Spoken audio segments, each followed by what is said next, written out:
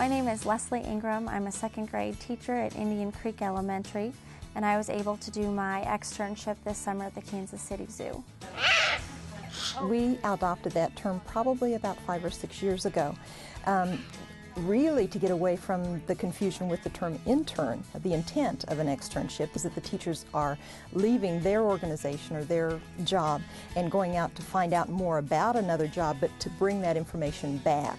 Any educator in the Olathe system can participate, and typically about a dozen is about how many teachers or educators we have participate each summer. What types of food do they eat? Every day I was able to shadow and be right next to the zookeepers, and we were able to do the daily routine. They call them their diets, give them their daily food. I was able to ask whatever questions I wanted to as we went. I could ask right on the spot. And how much does their weight vary from day to day? Hopefully not very much. I was able to get much closer to the animals than a visitor would be to the zoo. Our educators use the information to enhance their curriculum and the content that they teach, hopefully making the connection between real-world experiences and that academic theory.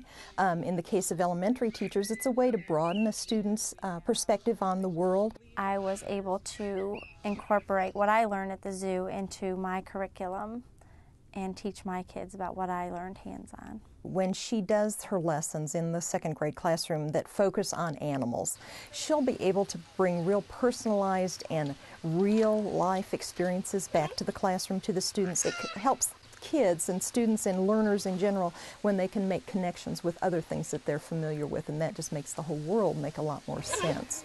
And this is fresh water, but they do live in salt water. Right. Okay. You wouldn't think of certain questions if you were just reading that in a textbook. To be able to see the animal in a hands-on experience allowed me to learn more. I definitely wanted to see something that was behind the scenes that other people just going to the zoo wouldn't be able to see. She has no vision. It's something similar to glaucoma, they think. They call it blind eye, I believe. They thought that it could be from the sun's rays for them being outside. It might have something to do with the sea lions at the zoo being in fresh water versus salt water of their normal habitat. First day I was there, I got to spend some time with the elephants. I was able to cut up their produce. The elephants eat a diet, a lot of hay, and they also eat sweet potatoes, apples, carrots, oranges, and watermelon. The kangaroos were fascinating. I was able to see the red kangaroos, which are the typical kangaroos that we think of when we think of Australia. And I was able to be about 2 feet away from all the kangaroos. And they allow you to get very close, yet they're somewhat skittish, but they just hop along and you have to take your time and be slow with them as not to scare them and startle them. But it was fascinating to see the power of these animals with their strong tails.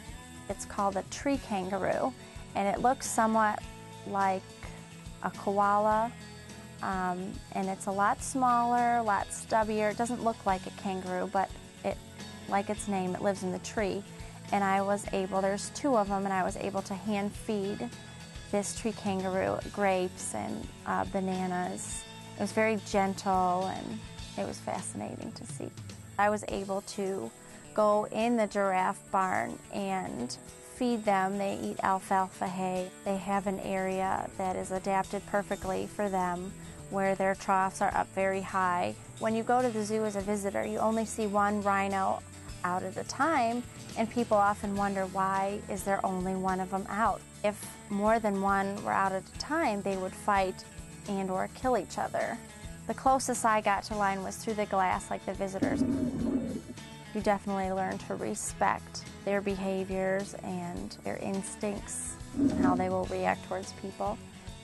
I always look at the group of folks who are willing to step forward and be externs during the summer as a special group of people, just because they really are risk takers, because they're stepping beyond the world of their classroom and the world that they're very familiar with and into a world that they're not so familiar with. They are a unique group of individuals.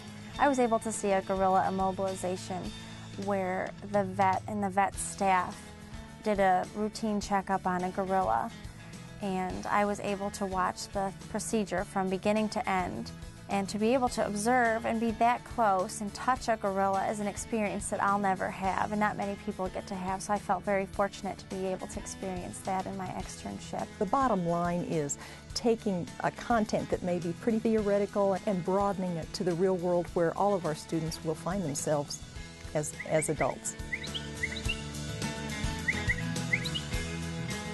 My externship was an extremely positive experience.